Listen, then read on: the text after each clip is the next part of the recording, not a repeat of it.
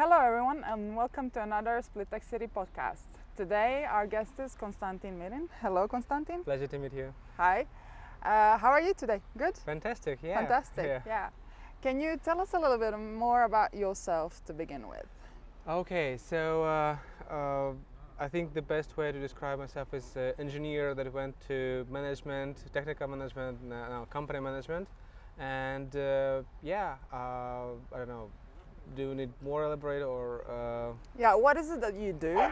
Okay, so right now I'm CEO of Postindustria. It's a software development company. We do our own products and do similar consulting for the clients as well.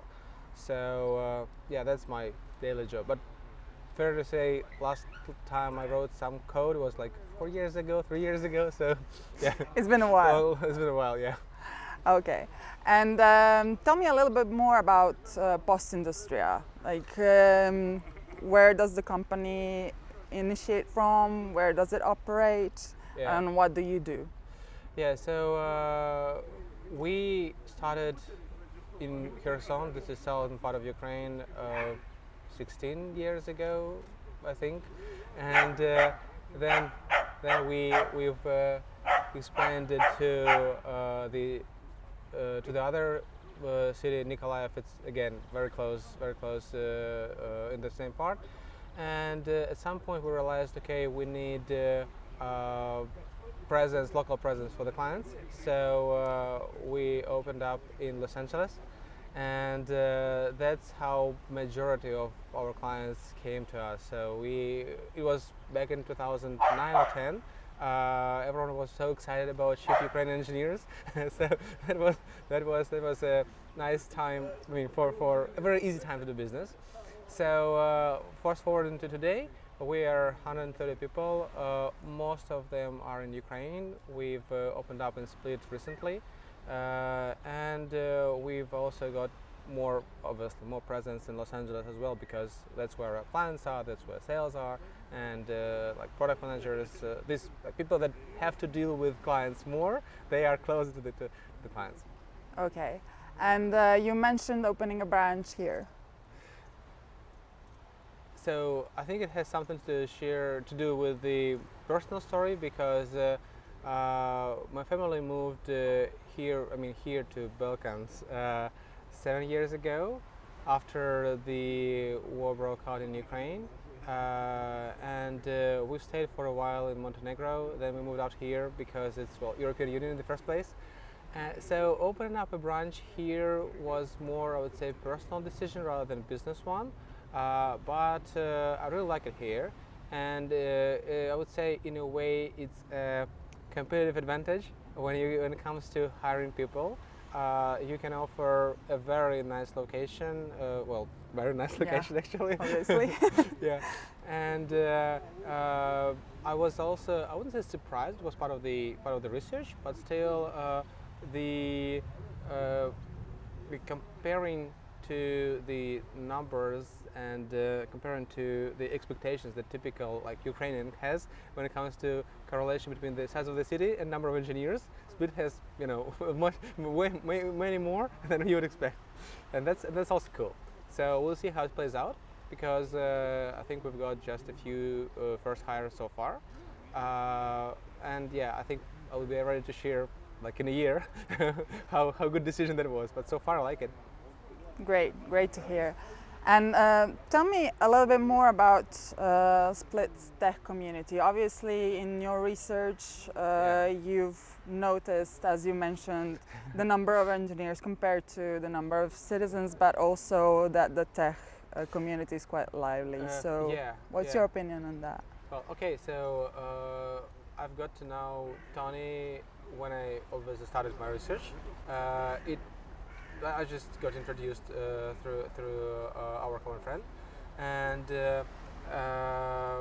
I am quite impressed with the results that you guys have in terms of uniting everyone, or let's say most of the companies in the city, and also the number of events, meetups, conferences, stuff like that that's going on. It's also very, very impressive. Again, the city where I come from, my home one, is 500,000, and I'd say at best we've got one meetup per month. Well, now not, but before the active part of the war, yeah. And here it's I'd say 3, 4 at least, plus conferences, and some of these conferences are not Split native; they are just coming to Split because it's so nice here. True. Yeah, even Croatia once. I was a few months ago. I was at the HR conference that was organized by people from Zagreb, but here is Split. Well, because it's so nice here. Yes, true. So they came here. So basically, you think that the community here is It's thriving, quite yeah. thriving and also important in terms of employing new hires? Or? Well, that's. I hope that is true because we have to find out how well it helps. I think we are publishing an article about ourselves on your portal in like this week probably. We hope it does. But so far, I think when I talk about Split and technical scene to some of the clients or like people abroad, I typically describe that, okay, they've got this tech city community, and if like 5 years ago it was just one of the communities, today it is the community you have to be part of, otherwise you're not in Split. As a company, I mean. So yeah, we heard something similar, the most interesting thing is that students now already are asking, like, are you part of Split Tech City to companies? So yeah, that's a one recognition. That's one of the, I guess, indicators that we're doing a good job. But it's good to hear some feedback in terms of, like, as someone who is new to the community, that's the way you see it and the way it's been your experience with it. Yeah, no, I think it's moving in the right direction. I'm actually quite amazed, not just by the number of companies that join the community, but also all the work that you do, your colleagues do, just working full time on the community, I mean, on the development, and that's something that I've only seen back in Ukraine in really large cities like Kyiv, Kharkiv, maybe Lviv as well. Not in mine, for sure. There was always some part-time job, and as a consequence, well, just few events. Yes, because you cannot dedicate as much time. Yeah. It needs time, that's definitely true. And you mentioned coming here in the Balkan region 7 years ago. So when exactly did you move to Split? It was less than a year ago. Actually, like last July, I was here looking for an apartment. Like best place, best time of the year to look for an apartment. But I was successful, as you can see. Good. So, but again, it was just I wouldn't recommend this time to anyone. But I was just lucky, and yeah, we had this timing, and I was doing this in summer. Obviously, not the best time because we wanted to move in September, so that my kid goes to school. And it just went all according to the plan. So I can't say there were any significant surprises for me.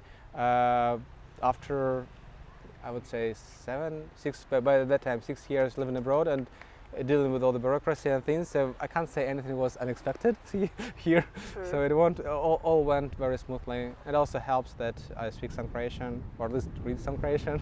So that's helpful, very helpful, yes.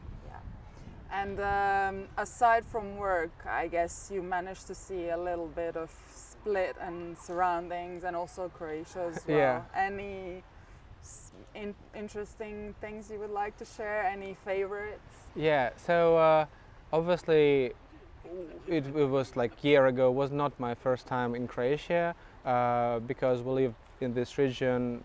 We was like when you go to Europe, you always drive through Croatia. So our favorite spot with my wife and I, is Plitvička jezera, Plitvice Lakes.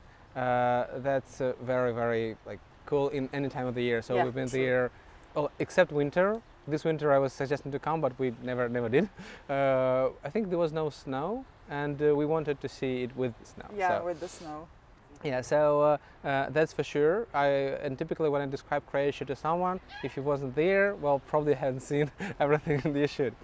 and yeah, well, also like Krka, but the main advantage of that is it's so close. It's like less than an hour, maybe an hour drive, and you're there. And yeah, aside from that, just yesterday I had a chance to see the islands. This was my in a year first time I actually got anywhere off the shore. It's really cool. So I can't name any specific spot that was nice. I just think that this is a nice tour that if you are living here or visiting, very good idea to take one. Aside from that, I don't know, I can't name some specific spots. Yeah, I have yet to discover scuba diving here. I was doing this a lot in other parts, and here just something always comes in the way. I have the gear at home and never tried it yet. Never tried it yet. But yeah, true. It's probably a good hobby to have because well, the sea is beautiful and relatively still clean and preserved. So yeah. A lot of things and lots of wrecks here. So I know what I'm expected to see here is just have to get there. Find the time to do. Yeah, so. have to get the time. Yeah, exactly. And what about Split as a city? Like, what is your experience of life here in terms of maybe some places you lived previously? Is the city exactly the right size, as they say, or maybe too small, too big? Generally, what's your experience with life here? Yeah, so I think my background, like living up in a like twice or three times bigger city, impacts the impressions.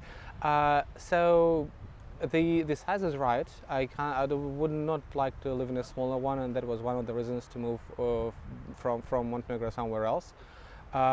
Still, the like choosing between Split and Zagreb, we chose Split mostly because of the weather. Because it was a struggle when we were discussing. We could, on the one hand, you can't say the weather is the most important thing. On the other hand, when you just weigh in, okay, let's say sprint in Zagreb, sprint here, okay. Yeah, it impacts you. It impacts a lot, yeah. So it's kind of weather is not important when it's always mild and nice. And yeah, so that was definitely one of the big reasons for us to move in. Speaking of the city overall, when I describe where I live again to my colleagues or friends in America, they are typically surprised. Okay, so it's safe there. I say, yeah, yes, you can actually make your box to school without any supervision. It's fine, and that's I would say. I don't think it's a problem for the most of Europe, but comparing to America, like this for them it comes as an advantage. For me, it's like okay, it's a given. Yeah. For them, it comes as an advantage that you don't really need to walk your kid to school or to the train or something else. So yeah. Yeah, safety is a big. It's a big advantage for sure. True. Many mentioned that, and as well as you mentioned the weather. So yeah, I think those two things impact the quality of life quite a bit. Yes. I think someone coming from non-touristic city here may be surprised how summer looks like, but I've got my share of surprises years ago living near the sea, and now I mean, for me, it's just.